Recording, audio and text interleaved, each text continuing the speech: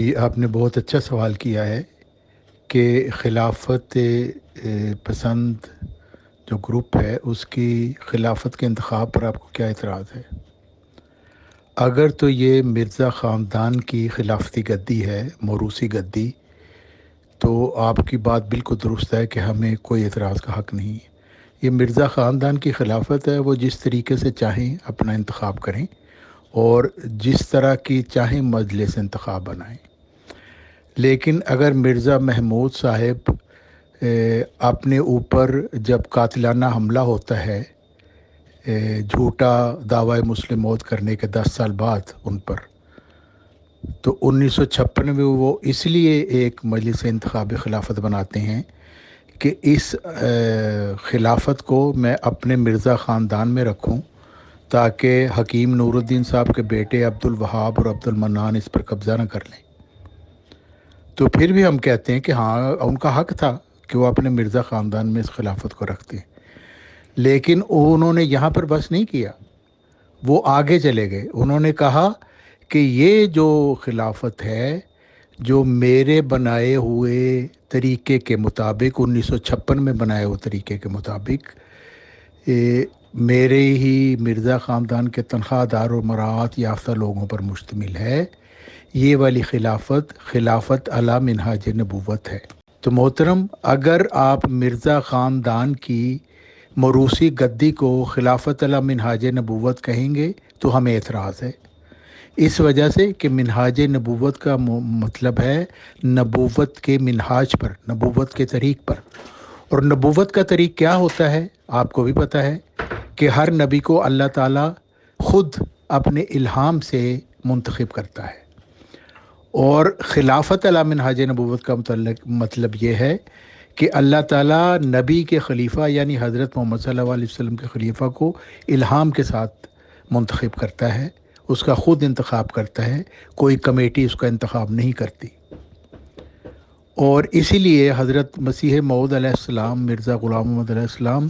خلافت محمدیہ اسلامیہ کے 13ویں خلیفہ تھے۔ وہ خلافت احمدیہ کے خلیفہ نہیں تھے، وہ خلافت محمدیہ اسلامیہ کے 13واں خلیفہ تھے، جو سلسلہ مجددین تھا، پہلی صدی سے شروع ہوا تھا حضرت عمر بن عبدالعزیز کے ذریعہ، اور پھر اس کے 13ویں خلیفہ حضرت مرزا غلام محمد علیہ السلام تھے، اور 13ویں کے بعد 14ویں آنا تھا۔ اور یہی آپ نے فرمایا کہ یہ آیت استخلاف کے مطابق حضرت محمد صلی اللہ علیہ وسلم کی خلافت ہے، کہ کیونکہ آیت استخلاف میں اللہ تعالیٰ نے رسول مقبول صلی اللہ علیہ وسلم کے خلیفوں، یہ بہت بڑا دجل اور اللہ تعالیٰ پر افتراء ہے کہ مرزا محمود صاحب نے اپنے خاندان میں ایک مرزائی خاندانی گدی کی بنیاد ڈالی، اس وجہ سے کہ کوئی اور خلافت پر قبضہ نہ کر لے اور یہ ہمارے خاندان میں چلے۔ اور اس کا ثبوت یہ ہے کہ اس کے بعد ان کے دونوں بیٹے اور نواسہ اس خلافت پر قابض ہے۔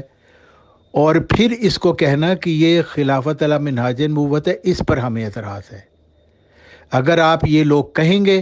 کہ یہ خلافت علی منہاج نبوت ہے تو ہم آپ کے اوپر اعتراض کرتے رہیں گے جب تک کہ آپ اس سے بعد نہیں آ جاتے، یا جب تک ہماری اپنی جانیں ہمارے اپنے بس میں ہیں،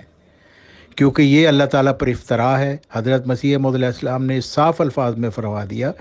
کہ آیت استخلاف میں رسول مقبول صلی اللہ علیہ وسلم کے خلیفوں کا وعدہ دیا گیا ہے۔ تو پھر میرے محترم ذرا دکھائیں کون سی ایسی آیت استخلاف قرآن مجید میں موجود ہے جس میں مسیح کے خلیفوں کا وعدہ دیا گیا ہے؟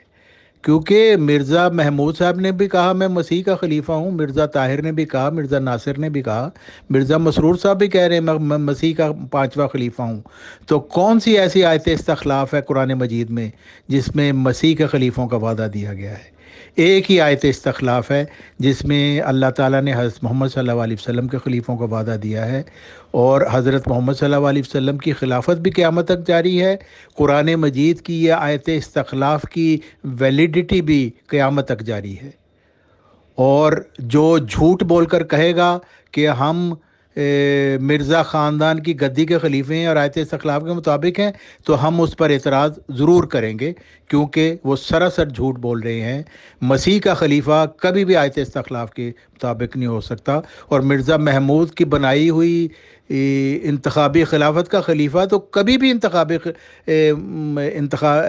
منہاج نبوت پر نہیں ہو سکتا، کیونکہ وہ اللہ تعالیٰ کا انتخاب ہوتا ہے، کسی کمیٹی کا انتخاب نہیں ہوتا۔ امید ہے آپ کو سمجھ آ گئی ہوگی کہ ہمارا مرزا محمود صاحب کی 1956 میں بنائی ہوئی مجلس انتخابی خلافت پر کیا اعتراض ہے۔